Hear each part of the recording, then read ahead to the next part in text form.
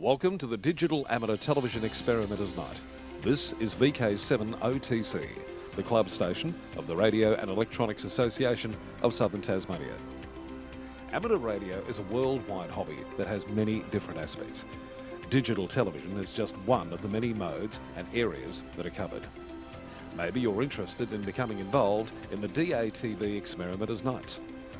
Do you realise that you do not have to be a radio amateur or need any ATV equipment to participate anywhere in the world?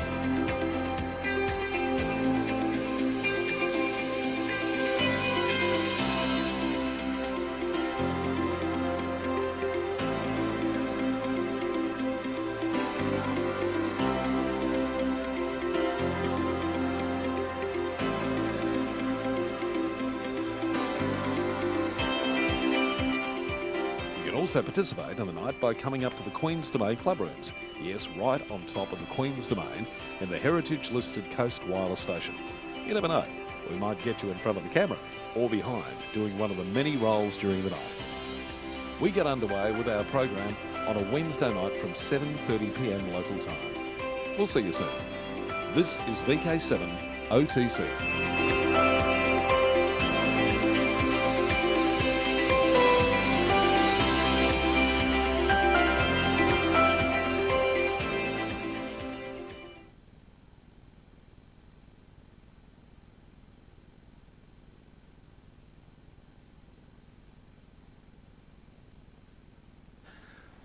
Okay, this is VK7 OTC, the club station of the Radio and Electronics Association of Southern Tasmania with our DATV Experimenters Night. And I welcome Bob, VK7BS. Thank you. And Peter, VK7 Alpha Oscar. That's the one. That's the one. And Bob and Peter are from the channel Men's Shed, which we'll go into in just a moment. I'll just do Acknowledgement of Country. In recognition of the deep history and culture of this island, we'd like to acknowledge and pay our respects to all Tasmanian Aboriginal people, the traditional owners of the land upon which we meet. And good evening, Andrew from Signet, who's on online. Now, tell me about the channel Men's Shed. Well, Men's Shed's been going on, how many years? 10 years, 11 years? 11 years. 11 years, yeah. Cool. Great organisation. It's for men who get together and can talk about things that men wouldn't normally talk about in mixed company. Okay. So it's great to sort of Yeah. be able to let loose a bit, and great toys to play with. We'll go into that in a minute. About how many people are members of the Men's Shed? We've got 175 members at present. Wow. Okay. There'd probably be 30 or 40 that use it on a regular basis. Okay. We'll have 10 or a dozen in there in the mornings, and we're open 6 days a week, 9 o'clock in the morning until they get sick of it, which is usually about 1 o'clock. I love it. And we're open Saturdays at 9 o'clock until 1 o'clock. Okay. For the younger people that have to actually work for a living. Poor people. Know that feeling. Now, And, is there something that the Men's Shed is known for? Like, is there something particular that you make, or? the channel Men's Shed is mainly you go down there because of the friendship you get.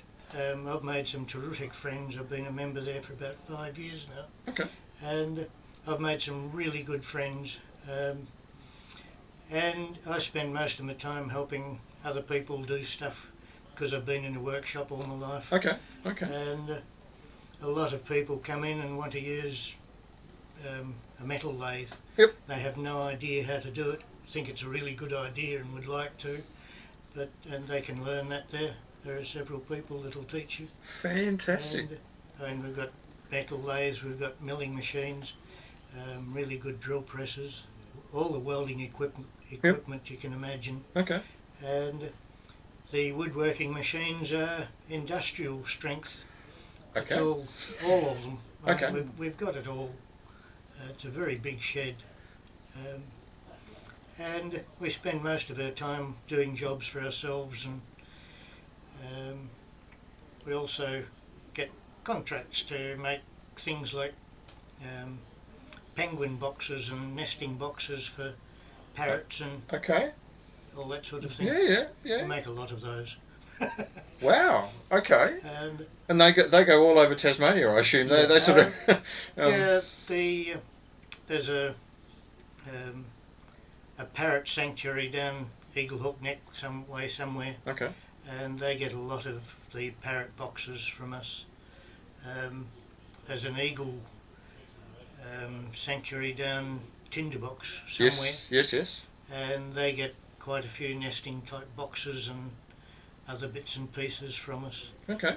The penguin boxes go up the east coast. Yeah. Okay. And yeah, we make quite a lot of stuff. One of the big projects we have, which is ongoing, is Kingbourough Helping Hands, which is a charitable organisation run in Kingston, Okay. and we do a lot of work and do a lot of different stuff for them. Okay. We've got a commercial kitchen, which is brilliant, and a lot of people that know how to cook, which is pretty amazing. Even better. And they do frozen meals for these Okay. guys to help out people that are. So this is like Meals on Wheels, sort of that sort of similar Yeah. arrangement. It's Kingbourough Helping Hands has a van called the Louie van, Oh yes. and it goes out. Yep. And we make a lot of the meals for it, like a couple of hundred at a time. Wow. Okay. And they're all in little frozen boxes. Yep. And they hand those out. We get a lot of vegetables and stuff from Woolworths and Coles, Okay. and that's all distributed there. We make gallons and gallons of soup. Wow. Okay. And And I've seen on the website. I should bring the website up, but I've seen on the website there's one where there is this absolute mountain of meat. Oh yeah. So you have a butchers and that sort of We've got two very active chefs, Okay. retired type chefs, Yeah. and we get the food and things from Woolworths. That's pretty close to use by date. Yep. Yeah. And we cook it as soon as we get it. Yeah. Okay. And Freeze it they up. they look at what's there and make their mind up what we're going to cook. Well, there you go. 4 or 5 people get in the kitchen and they produce a couple of hundred meals at a time. With nice smells that pervade the shed. Well, Yeah. if you're down there and you look hungry, you'll get something to eat. Oh, I love it. But, Okay. They do also barbecues, but we get the sausages. Right. But Okay. it's still good because it's a lot of fun and you get to meet people. And, Oh no, yeah. well and truly, Yeah. and a membership of 175. My goodness, you'd have people from all walks of life and all We do, don't we? all professions and all. We've got airline pilots and doctors and so, I love it. yeah. I love it. there's a very, very wide range of skills within the shed. Yeah. But the only way you can get more experts in a men's shed is to get more people. Yeah. And everybody's an expert, and the trick is to actually learn who knows what they're talking about. So along those lines, do you have like a skills register, like that people can say I've got a skill in X, Y, and Z, and Yeah, part of the membership is to find out what people are capable of, and then to be able to use the machines and things, you go through Induction thing, perhaps, Yeah. or that machine. yeah. Yeah. Okay. skill set. Okay. Yeah. Because there'd be a safety aspect to that, very, and very much so. yeah. And You Don't let people loose on a lathe. And there's a list of mentors in the shed there. You can find, and with telephone numbers. So if you haven't caught up with this guy before, you get the phone number. Yeah. So Okay. It's very helpful. Yeah. Okay. Yeah. Oh, fantastic. Yeah. That's a great segue into amateur radio, because you both have a call sign, obviously. Yep. And I've been led to believe from Garry VK7JGD that things are starting to move in the amateur radio space. Yeah. Well, we have now a call sign for the shed. Okay, which is VK7CMS. Oh, of course. So very good. That's and thanks to Garry, we've now got an HF station running. Albeit with a long wire and a tuner, manual tuner, but that's working. It's a start. It's working. And very good. so it's mainly all borrowed equipment at the moment, but it will, as it develops, it will we'll improve and we'll get better gear and get other people interested in. Yeah. Here's another thing that you can do. So we just lost our. Sorry about that.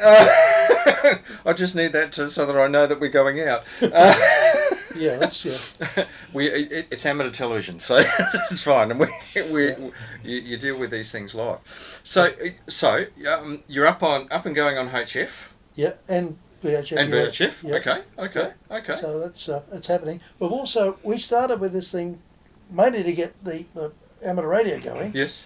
But we've got people in the shed that want to learn basic electronics. But we also have a group that want to learn about microcontrollers. Fantastic. So we've got little Arduino groups and we've love got ESP32s and Raspberry Pis. So now we've got what we do on a Saturday afternoon now. We have 1 week where we're doing electronics. Okay. Pure electronics. Yep. Yeah. We're still in the early stages with our first group. Resistor networks and that sort of thing. Okay. The other ones are playing with their Raspberry Pis. With the microcontrollers. I love it. So, not as many coming into the radio, but we've only just got on air. So, correct. That'll take a little bit of time, but it'll happen. You can build on that. You can well and truly build on that. So that's great. Well, the offer is certainly there from a Reast point of view. We actually have an assessment session on Saturday. Yeah. We have assessment sessions every 2 months. Yeah. So, and we have a supply of foundation license manuals, which you can purchase as well. So it's get people in at that entry level license, that foundation license. And we run regular assessment sessions as well. So the next one and the last one for this year is on Saturday. We didn't quite align the dates terribly well because it's also the VHF Field Day on Saturday and Sunday, so I'm going to be late to the field day. But anyway, I haven't told Richard that yet. But anyway, I'll tell that to him in a minute. But so fantastic. That is excellent. And so what's from an amateur radio point of view, you've got people sort of interested in the microcontrollers and the electronics. Yeah. Are you thinking about running sort of amateur radio courses and that sort of thing? Yeah, that's what we'd like to do. Yeah. Okay. And luckily, with you guys doing the assessment, well and truly would be so much better. Well and truly. Yeah. And in fact, we do a lot of assessments for the Huon Scout group as well, because they have a radio troupe, a really popular radio troupe, that they train up their scouts, and then we go down there and do an assessment for them. Right. And they get a little handheld and everything, and that's one of the activities that they do as part of their scout training. So that's good. So yeah. The whole sort of channel area and the whole is a real buzz right at the moment in the radio space. Yeah, good. So a lot of these guys in the shed have been fitters and turners or in the past life or truck drivers or whatever. Yeah. And they're keen to, when they come and look at what we're doing with the station, they're keen, but a little bit daunted by it all. So just ease them in. That's the plan. Yeah. Correct. They are definitely interested. Yeah. It's just how on earth do I do that? So that's where we're at the moment. So and it's never as hard as it first seems. Exactly. So they tell me. there are at least 2 people that are very keen on getting an amateur licence. Oh, cool. Asking questions all the time, Okay. and looking at the stuff and scratching their head. I mean, I am too. Looking at Bob's radio equipment there, I have no idea. It's too small for me. My fingers can't fit on any of the buttons. On the HF, we've got a Kenwood TS480. Okay, And, yes. and of course, we've got in a cabinet, it's all lockable. So if you've got a licence, you get a key. Yeah, no, that's a good way of doing it. Yeah, and the idea is that we encourage those that are licensed to use the gear. Yep. And if there's someone that wants to look over their shoulder, Spot then on. let's encourage them. And, Well, and truly. that's the plans. Yeah. Hand them the microphone and Yeah. tell them how to do it. The head of this little TS480 Yep. is rather small, and it's sort of in the cabinet a bit. Yeah. So us poor old fellas with bad eyesight, we're struggling somewhat. Well, one of the one of the things we've talked about on this program quite often is we've looked at some of the new radios that have come out of China and Japan and the US and whatever else, and the first thing we say is, fantastic, it's very small, it's great for if you're into bushwalking and that sort of thing, you can put it in the backpack, but the only problem, they really need to give you a magnifying glass with it as well to see what's on the screen. Yeah. Because Either it's that or very sharp little correct. Now, A little luckily, we had hand or something. we had just last week. We had Cedric and Garry turn up and gave a demonstration on Wyson, Fantastic. which was brilliant. Okay. The guys were very interested Yep. in that, and Garry and Cedric bought a whole range of radios, so they were all around the table I love it. with descriptions and so forth. And there's some there that was really it got me excited for a Yeah, start. yeah. The ICOM 7300 was, Oh, very with all nice. the functions Yes, in it. yes. There's quite a learning curve in that one. so- That's great. Yeah. And in fact, that particular radio has a nice big, the keyword's big, touch screen. Yeah, that's right. And the buttons are quite big and all of that sort of stuff. And quite intuitive too. Yeah. Yeah. So I've got to do something about getting one of those now. And see, Wyson opens up a whole lot of other areas, because I'm a Wyson member. Yeah, okay. And on the weekend, I was at Scottsdale at an equine endurance event, so a horse riding endurance event, and we were doing radio safety communications for that horse event. So it opens up a whole lot of other areas as well. So going out in the bush and doing radio, love it. Good. And I'm really, both myself and my son are really into bushwalking. All right. So we're into summits on the air. So you take a radio with you, and when you go up the mountain, you actually operate from the top of the mountain. And depending on the height of the mountain, you get a certain number of points, and the people who contact you get a certain number of points, and all this sort of stuff. So that's it's a good way of. We love bushwalking, we like radio, so put them together, and you end up with something you can do. So Yes. so yeah, and the scouts are really into that as well, because of course they can. Yeah. They go bush, they go camping, they can incorporate radio in there as well. So yeah. Yes, a long time ago I did quite a few of the Jota weekends, Spot on. and Yep. that was I lived up in Derby in the northeast. Yeah. Okay. I went out with the Scottsdale Scouts into the bush Spot on. and spend the weekend out there with them. And, Yep. one of the teachers, we had a couple of teachers with us on one weekend, and it was very, very wet, and she fell over and broke her leg, Oh no. and that was a really good example for the Scouts to, how the radio worked really well. We had an ambulance out there very, very quickly, Fantastic. and we were guiding them in by radio. Yep. And, Yeah. um, Well, there you go.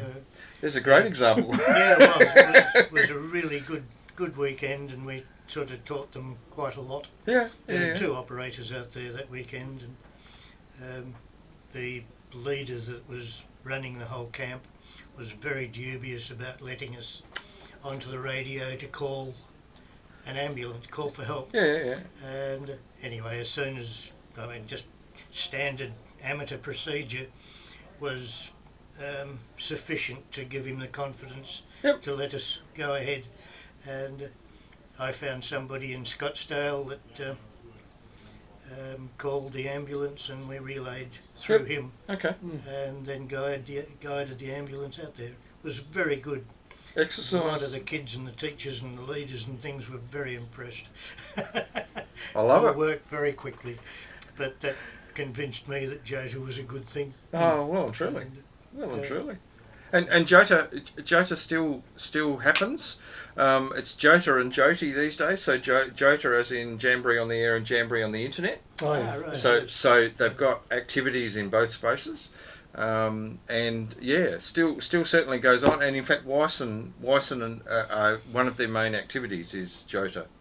So yeah, fantastic. It's a good thing to get involved in. Well and truly. Well and truly. A lot of young people getting in on the radio and talking to each other. It was Okay. good. Okay. Good fun. Now, if you can choose not to answer this if you want to. I don't think we've got a choice. How long have you each been licensed as an amateur? 1980 for me. Ooh, okay. I got mine in '82. Oh, there you go. There you go. A couple of old codgers. No. Well, I got mine in '86. So, so fantastic. All right. Okay. So you've been amateurs for long time. Yeah. Long time. Look, I moved down from Sydney. We've been planning on doing it, but we moved down about 4 years ago. So, Okay.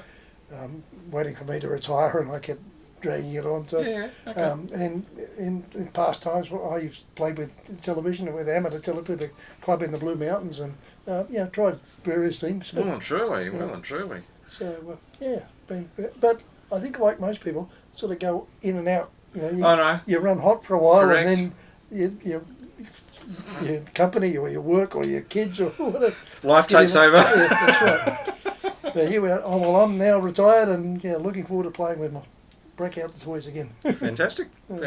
And you go through those cycles. Yes. That's Yeah. A bit of it depends on the sunspot cycle. Correct. If it all goes quiet, there's not a lot to do. Well, things are Picking looking up again now, so that's good. And one of the key things is a lot of the digital modes now. So this is where you've connected a computer to a transceiver. A lot of those digital modes now, it really doesn't matter what the sunspot cycle's doing. You can still make contact. It's that weak signal, very low level weak signal sort of modes.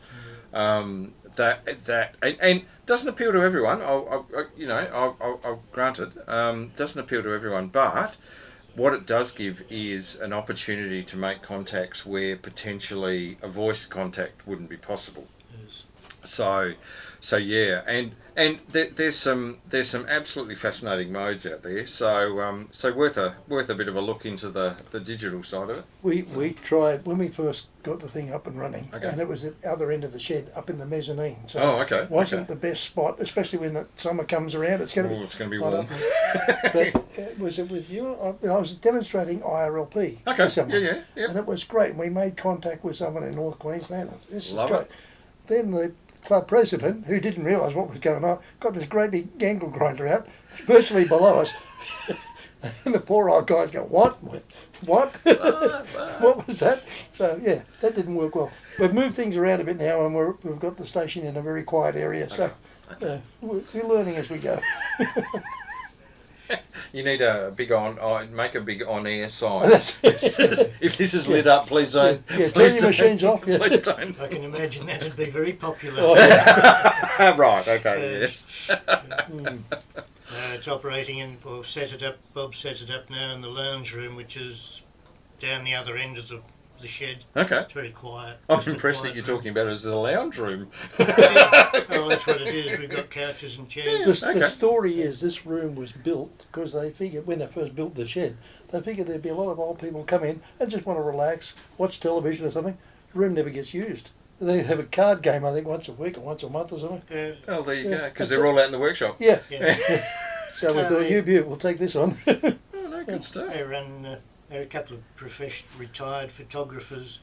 One of them was specialised in high-speed photography in the army, Okay. and filmed explosions and Yeah. that sort of Yeah. thing. Yeah. Okay. And things leaving the barrel of Yeah. guns and all that stuff. Wow. And he gets, not since COVID, but he was running photography classes and things in there. Nice. He had about 15 or 16 people Yep. running Yeah. around taking photographs of grass and cabbages growing things. Still life, yes. Birds, yeah, showing them how to frame the photo and actually get good photos. Yeah, yeah. And there's a group using this particular room, musical stuff appreciation. Yeah. They've got some fairly good sound equipment in there. Okay, okay. And in fact, just about anything that anybody shows an interest in can be catered for there.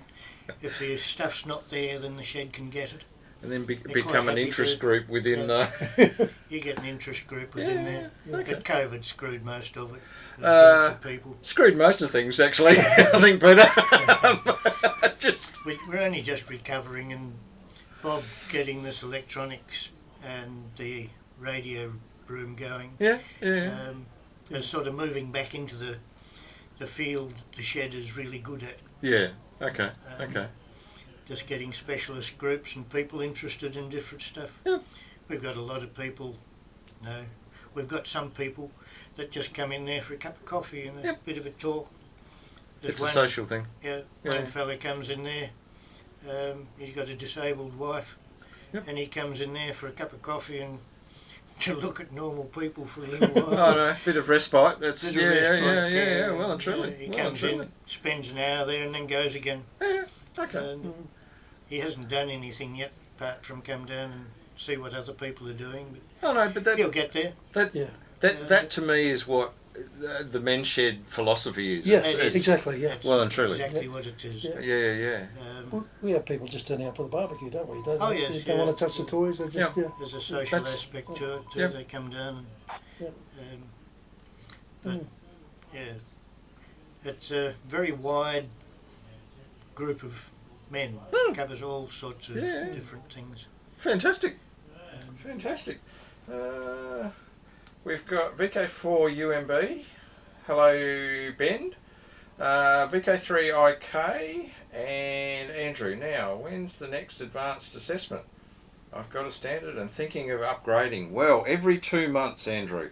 Every 2 months we have an assessment session. So yeah, that's the assessment session. And if you're interested in a standard or advanced, we point you in the direction of the radio and electronics school, because we only cater right at the moment for the foundation licence. That's what we run on. That's what we're running on Saturday. We run it's a day basically. So in the morning we go through the training, the foundation training, and then in the afternoon we break for lunch, and then in the afternoon we go through the practical and the theory assessment. So that's what's going to happen on Saturday. So there you go.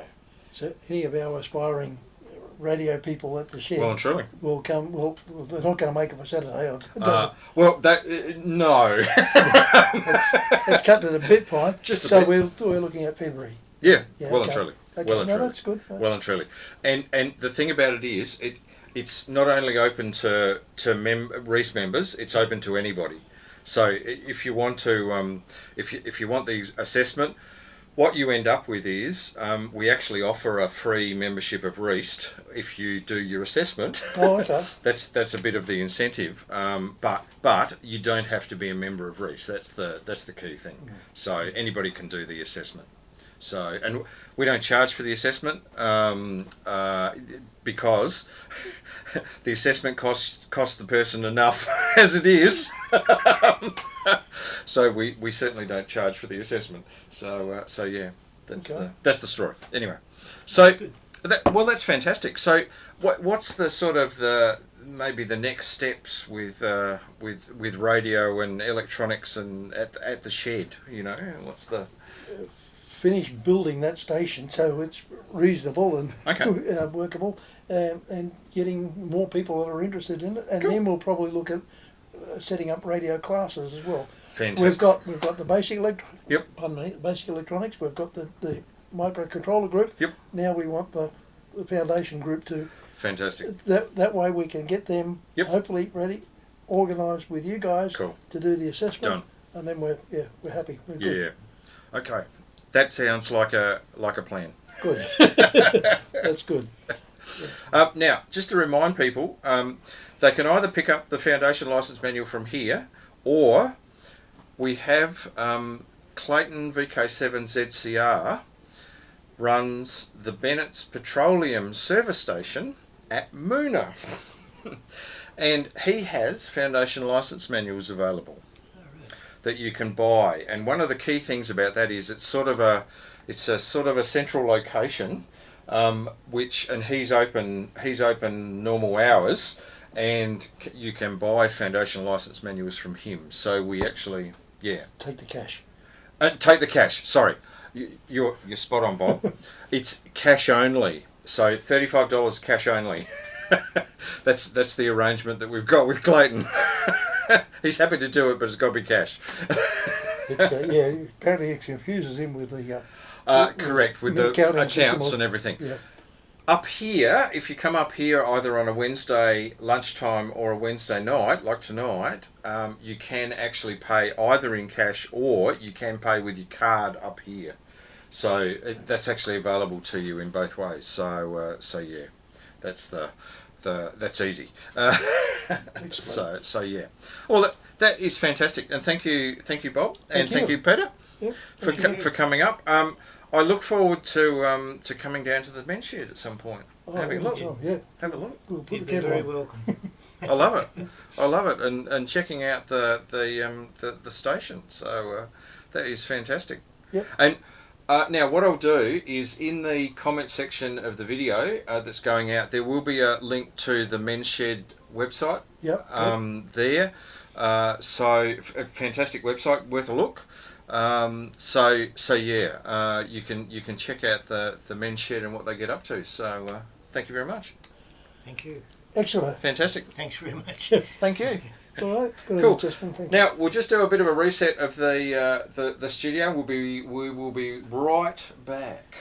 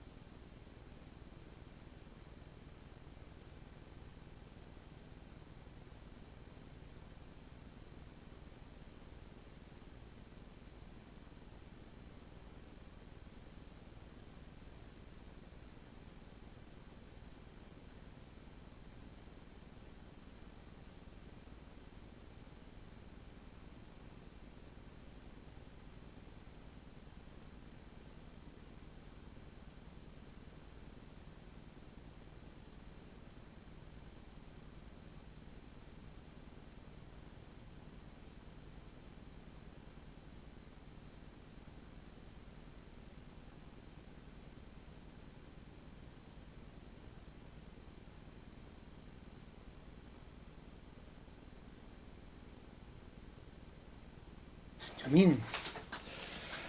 And welcome back. This is VK7 OTC Club Station of the Radio and Electronics Association of Southern Tasmania, and I've got regular contributor Richard, VK7ZBX. How's it going? Really good. Happy Wednesday. Winning? Competing. Okay. Giving it a crack. Giving it a crack. It's hump day, and it's on the side of hump day that's closest on the weekend. That's exactly. Now, talking about the weekend. Closer to field day. Closer to field day. Yeah. Yes. So what's happening and when does it happen? Okay, so this weekend from 0100 UTC. Oh, good, you've got a second sheet. 0100 UTC through to 0059 on Sunday. Yep. Oh, actually on Saturday, so it's 24 hours. Yes. I think it'll be quite fun. This year, Murray and I are going to do what we usually do, or what we have done for the last few years, Cool. with our Flash Field Day truck, which Murray's been doing a fantastic job. Looks a bit like this. It's a classic. Murray's been feverishly working. We picked up an extra 817, so we're hoping this year to have Okay. 3 817s in the field day truck. So we'll be listing on. We'll have the 9100 for 6 metres, Okay. and 70 centimetres maybe. Then the 9700 for 1296 and Yep. 2 metres, or a combination of those. Okay. Plus we'll have 2.4 gigs. Okay. We'll have 3.4 gigs and we'll have 10 gigs all on separate radios, so we'll be listening to everything, which will probably make an unholy Which you can racket.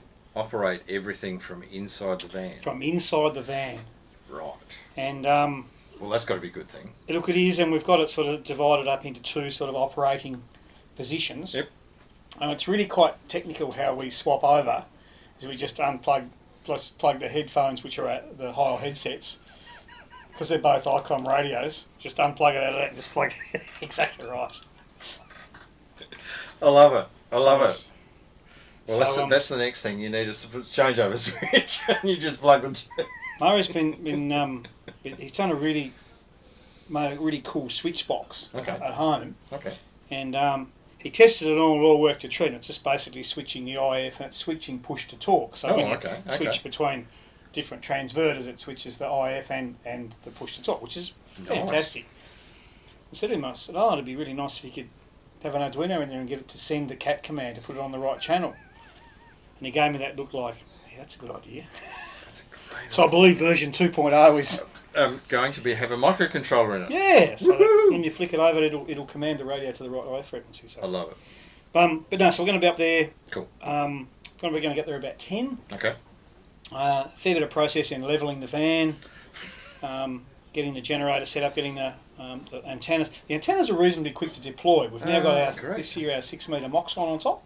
And can I just say, it was deployed at the field day at the expo, It was. and I was very impressed at how quickly it was deployed. So, Look, the seals are probably not what they used to be, and you need to leave it running. But it's pretty cool to get a 10 metre mast like. and three And you can antennas. rotate it from inside the vehicle. There's lots of texture marks in there. Okay. North. Right. But see, that's the advantage of going back to the same place. You learn wherever it is. But we know that from that exact spot, that over the centre span of the Bridgewater Bridge is exactly north. There you go. So you can draw your lines on Google Earth and go, yep, we need to point 2 degrees to the east. What happens when they take the Bridgewater Bridge down, or aren't they taking? We'll have to recalibrate. But, so we're really looking forward to We do have Murray on. Very technical, thank you. Yeah, very impressive with the Armstrong rotator from VK4U and B. look, most of the time we can just point north and all the VHF signals will scatter around. Yep. Just on 1296, there's a couple of guys down sort of Blackman's Bayway and whatever that's a bit tricky, but Yep. normally if we just aim at Mount Rumney, there's enough. Get them off the back of the bank. Sometimes, yeah. I know. Well, you and I tried to work that time on 10 gigs, and well, goodness knows where we ended up pointing, but it certainly wasn't at each other. But it was a 5.9 signal. It was not bad. And actually quite know where we were pointing. Correct. And I have to admit, the 23 centimetre fixed one that I've got that points at the mountain, the back of that, I get Tony, perfectly all right. We've already had discussions about your radio location. How all the radio waves just hit Mount Wellington and then just fall down TW. just fall all over TW's place. No, but Out in teacher, we've got to work for everything. There's no reflections out there. oh dear. So look, hopefully we'll hear lots on. Peter is taking a couple of guys to White Hills, I think. Have they worked out where they're going? Because that was a conversation I had with him on the weekend. There was some discussion. I think they're fairly keen to go to the side of the mountain where they can maybe work into VK3. Okay. I think Mr. Hepburn's not looking overly. Mr. Hepburn is looking crap, actually. Yeah, It's all black. Yeah. It's. I didn't want to be overly negative, but yeah, you're right. That's. Although there is a little bit, but I think it's one side of the weekend or the other that just looks a bit promising. But look, if they go to White Hills or in that area where they have done before, we'll be able to work them on all the bands, which would be pretty good. I think it's just under 160 kilometres, I think, or might be just over 160 kilometres. Okay. So that's some really good points, especially for 10 gigs. Well and truly. Well and truly. And that's big points. Hopefully there'll be a few guys around Launceston that we can work as well. And, yep. Not sure if the boys up the northwest are coming on. I did speak with Dave DC and he wasn't sure, but he's got a pretty nice spot up there if he goes to his mate's place. Okay. So, look, just the more the merrier, I think. If we can just get a few on them. Okay. Now, this is where I have a confession to make. Really? Because I've got an assessment day on Saturday. It's funny you say that. I did read that and thought... That's a clash. It's all in the planning. Now, so I will be, and I'm not running portable, I'm running from a home station, but I will be at home from, I think, around 3 o'clock. That'll be sweet. So I will hand out as many points as I can. So we're going to do the 8-hour section from Mount Wellington. So it's repeats every 2 hours. Yeah, okay. So we can work the opening lot, and then we can have a 2-hour break and work another lot. Well, I can potentially come in on the third rework. So when it comes to the working at 6 o'clock, because obviously it finishes at 8. Yeah. Normally sort of 6:30 sort of is tea time, and it's dark, and it's cold. Correct. That's like, okay, no one else around. Let's pack up and try and avoid frostbite. That winter field day. Murray and I shake our heads every time. We had to get back in the car after 5 minutes and go, can feel my fingers. Yeah. For 10 minutes and then go out for 1 minute and then come back in for 10 minutes. There will not be any M6 nuts on anything. They're all wing nuts. If they spin off and fall on the ground, I don't care. Small price to pay. Small price to pay. Now, talking about previous field days, I noticed in the last couple of days that the 2021 Spring Field Day results had come out. Yes. So I went through and highlighted VK7's contribution. Oh, nice. There's a lot of purple there. There is a lot of purple. There is actually a lot of purple. So, in the single operator 24 hours, we've got Murray, VK7ZMS, who took out the single operator 24 hour. I think he did. Yeah, 21,000. So well and truly. Good job. So congratulations, Murray. If you haven't caught up with that, ZBX. The problem with the headsets is that the ICOM and the Yozu use different mic setups. I'll bring my other radio, so then they're both the same. Excellent. That's it with it. Excellent. Single operator 8 hour. We've got James, so up north, JAM, who came third. We've got yourself, who came fifth. Yep. In the single operator 8 hour, because one of the things I was going through. Beat us. Correct. Correct. 5 hours, Kenji. I've been tinkering with him. Okay. With tracking systems and. Oh, there you go. He's like. This close to having it working. So let me turn over the phone. As is the guy that came second, Dave, we go 5KK. Oh, well and truly, VK5K. Yes. Now it's not Graham mentioned; it's David mentioned. Anyway, okay. Someone completely different. Well, maybe it's his brother. Yes.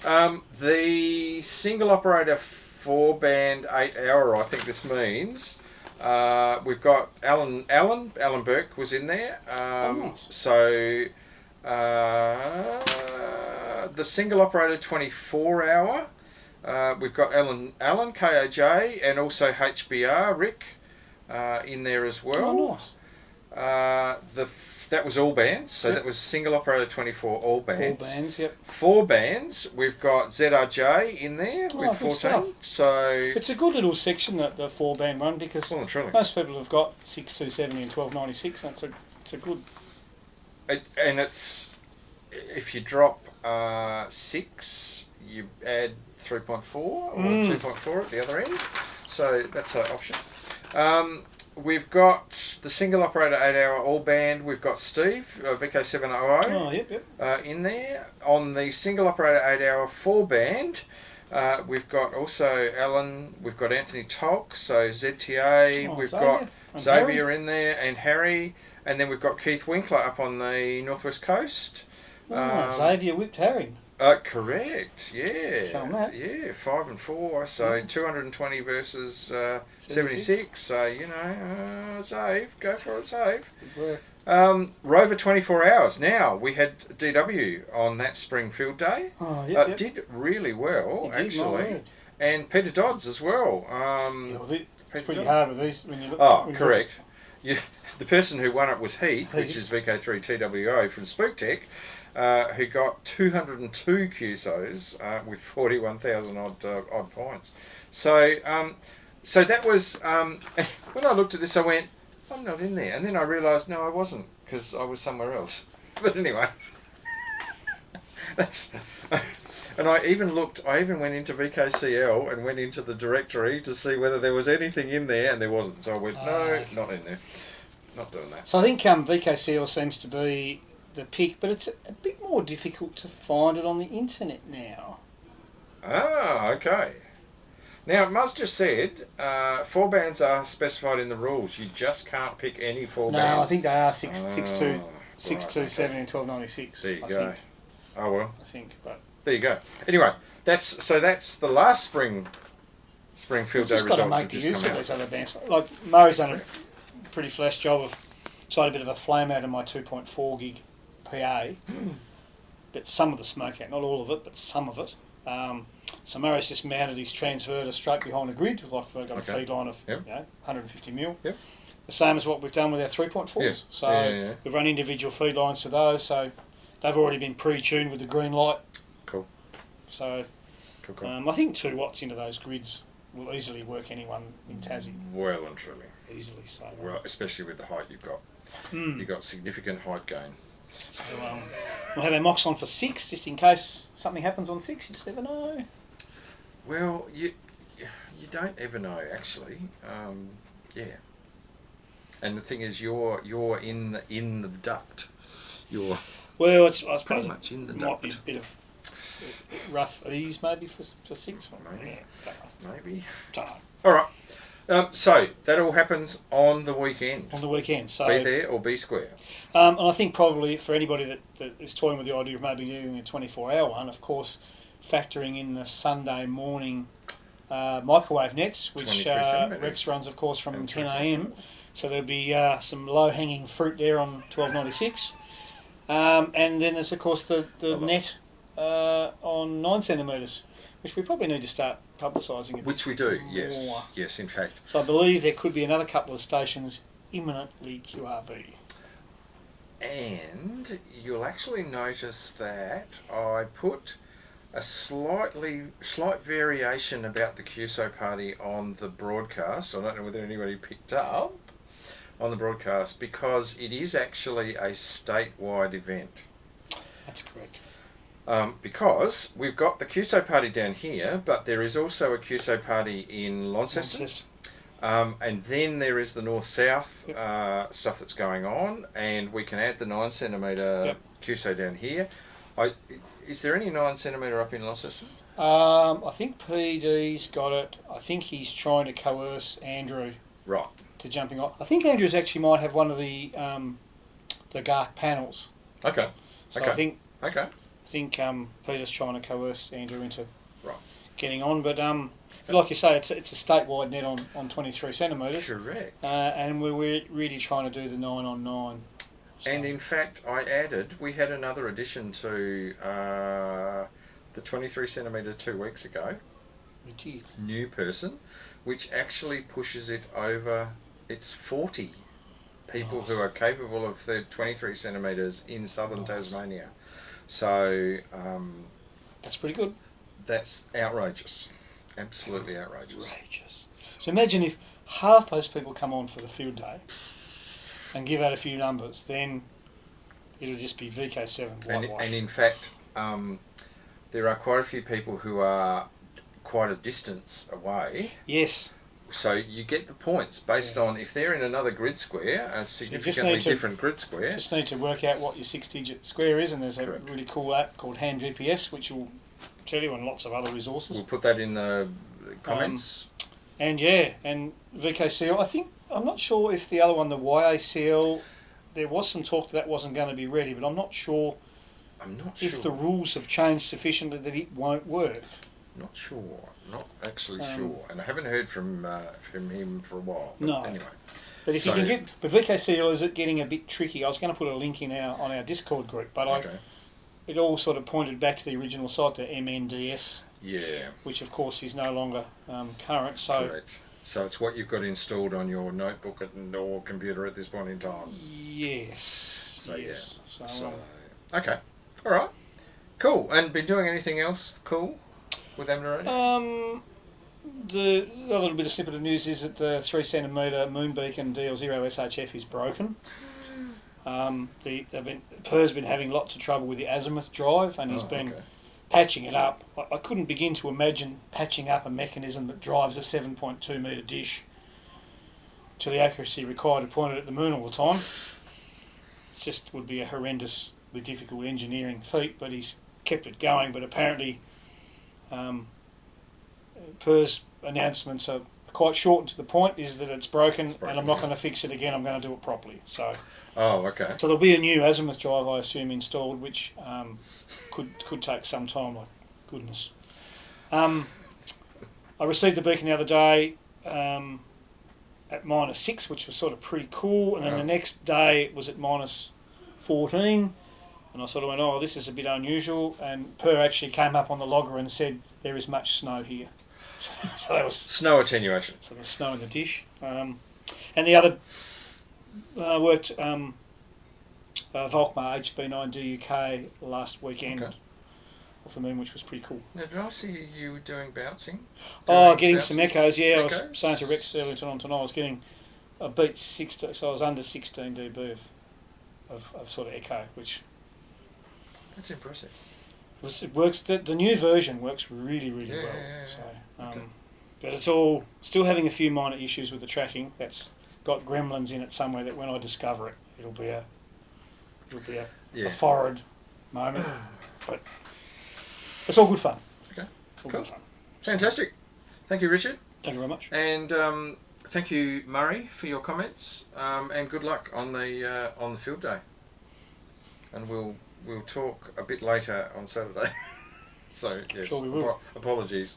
And I really should, when Reg and I set the assessment dates, we probably really should look at the contest calendar. It's so difficult, though. Like look at the trouble we went through for the Tassie conference. Like you look at so many different things happening all over the different walks of interest of everybody. Yes, and then you set the date, and then you suddenly realise that I think, like you guys did, sometimes you just got to do your best due diligence. Correct. Then close your eyes and go, this date. Yeah, I know, that's on, sorry, but... Yeah. Anyway, okay, all right. Now, just stick around, because I just need to... Now, Andrew, we're in QE36MU. Oh, that's a bit different. He's a Cygnet. Don't hold that against him. Need to work out what the scoring weights are from here. Well, there you go. Have a look at the WIA website. They actually tell you what the distance in kilometres versus points versus frequency. Yes. And it actually calculates it from the centre of each grid square. Correct. Yeah. So. Correct. So okay. So the other reminder, just a reminder, the presentations from the Tassie Ham Conference and Expo that we were just talking about are progressively being put up on the Ham Radio DX website. So there's some more up there, and we're almost to the point where all of them are up there. If you go to the playlist on the Ham Radio DX website, They are all there. It's just some of them are unlisted, so you can actually have a look at the other ones that are there. You just have to go there manually and do that. And they'll be released in the not too distant future. Some excellent watching for those who didn't attend. Well and truly, you will see what you missed. Now, I just want to very quickly, I was up in Scottsdale on the weekend at an equine endurance event, which I mentioned earlier, and I came back through through St Helens on the way down the east coast because I was visiting Phil Corby, VK7ZBX, that's Commander, and I happened to call in at St Helens to what's called the Mainly Maritime Museum. Okay. Now, it's a little museum that is based in the old squash courts at St Helens, which is in Pendrigh Place. Pendrigh Place. Pendrigh Place. Run by a guy called Brian Morrison, who is an incredibly knowledgeable guy. This little museum has... It actually has... I don't know whether it... Yeah, it does. This has got a collection of maritime history spanning 6 centuries. So it starts off, the rooms are in chronological order. He's got all of this memorabilia about each era, as well as there are... He's put it together really well. There are pictures, and I don't know whether they show in here. There's not a lot of detail, but he puts together, each picture frame is a complete. There's a picture. There is some information about it. There is if there is particular people, there's something about the people, and it's really well and very professionally put together. After you do, and there are ship models, there is ship memorabilia, there is all sorts of stuff that you can see throughout this museum.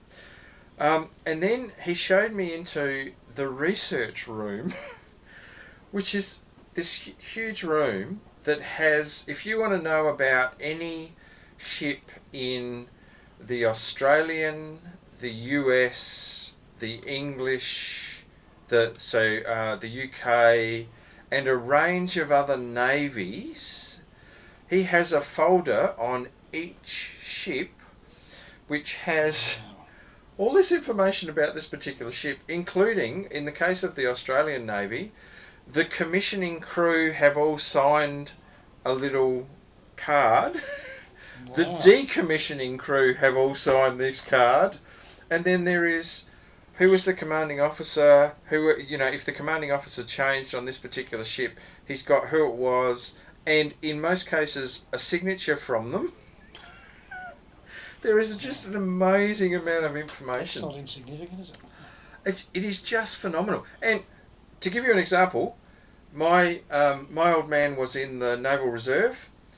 He did his training in the Naval Reserve on a ship called HMAS Torrens, which was based in South Australia. Was out of South Australia. And so I said, what about HMAS Torrens? So he pulls down the volume, goes through it. And, of course, Dad was in the Naval Reserve, so he's not in the fixed crew. Yeah. But he just gave me all this information about the HMAS Torrens. and has all of this stuff in his brain about, that Torrens was, it was this. They had some trouble with it when they commissioned it with this. I just sort of look at this guy and go, you've got to be kidding. Wow. So, the Mainly Maritime Museum in St Helens is well and truly worth a look. I spent about an hour and a half in the museum and had quite a talk to him. He does also have, not only, because it's called Mainly Maritime, it's mainly maritime, but he has a whole lot of space memorabilia as well as each of the Apollo missions with the signature of each of the crews. That's cool. So, and there's also a picture on the back of here of Shackleton.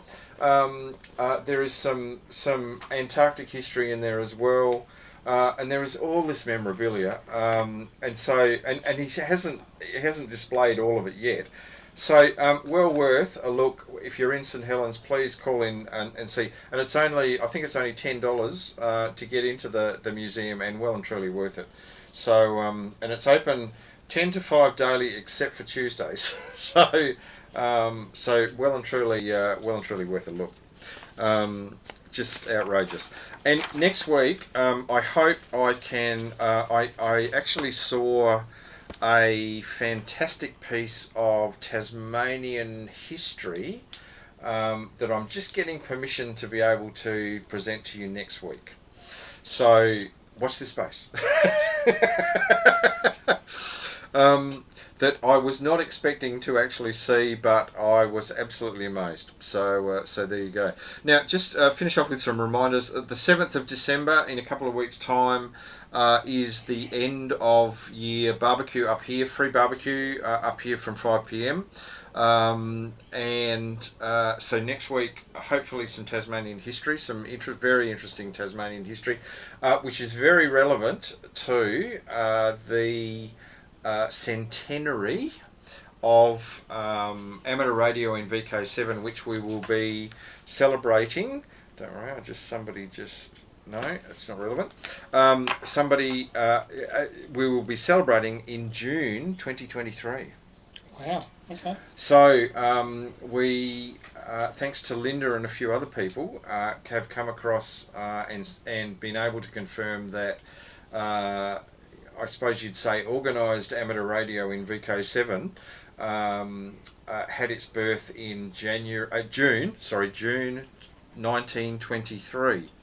So June 2023, we will have a month of celebration. Oh, good stuff. So special call signs, all sorts of stuff. So this is very relevant to that. So anyway, so thank you, Richard. Thank you, Justin. Thank you. And we'll bid you farewell, and we'll catch you next time. This is VK7 OTC, the club station of the Radio and Electronics Association of Southern Tasmania, with our DATV Experimenters Night and 73. 73.